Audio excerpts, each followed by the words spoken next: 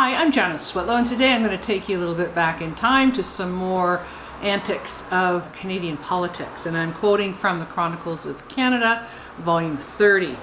In 1874, the Liberal government at Ottawa under Alexander Mackenzie seemed assured of a long term of office. It had just been given an overwhelming majority because of the opposition to the Pacific scandal. So Sir John A. Macdonald was out, the Liberal government of Alexander Mackenzie was in.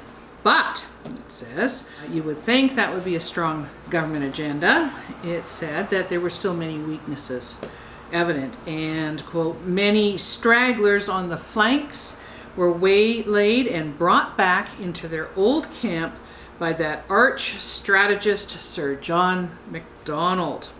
This is what is interesting to note in terms of an example of how he conducted himself. Of course, there was intense, it says, over for nearly 20 years. There was three main issues that Parliament was debating. One of the main ones was, for nearly 20 years, the Riel question in its various phases bedeviled Canadian politics and set race against race and province against province. Had it been only the resistance offered by the Red River settlers to Canadian authority, which was in question in the 70s, that's the 1870s, time would soon have brought understanding and forgetfulness. Now, recall that Canada still employs this concept of ignoring issues because over time Indigenous nationals are expected to give up and ultimately forget the issues or the wrongdoing allegations, and life can move on. That the half-breed settlers had just grievances, that the Canadian authorities bungled badly their first experiment in national expansion, all would have admitted.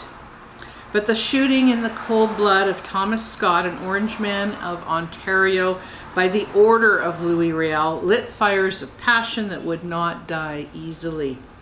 And politicians fanned the flames for party ends. Neither party was guiltless. Sir John Macdonald could attack Blake, that's Edward Blake, who's the Liberal opposition leader at the time, for frightening Riel out of the country and beyond the reach of justice by offers of reward for his arrest, at the very time that Macdonald himself was paying Riel out of the Secret Service funds to keep away from Canada. Now, I had my own offer to, quote unquote, just leave Canada, buy yourself an island somewhere and enjoy life, but leave Canada. And that was during the time that Jean Chrétien was Prime Minister of Canada. He was in office between 1993 and 2003, and the approach was made to me in January of 2001. So these tactics of, using funds to influence and doing one thing behind the scenes and appearing to do something different in public, this is part and parcel of how Canada conducts itself in terms of its politics.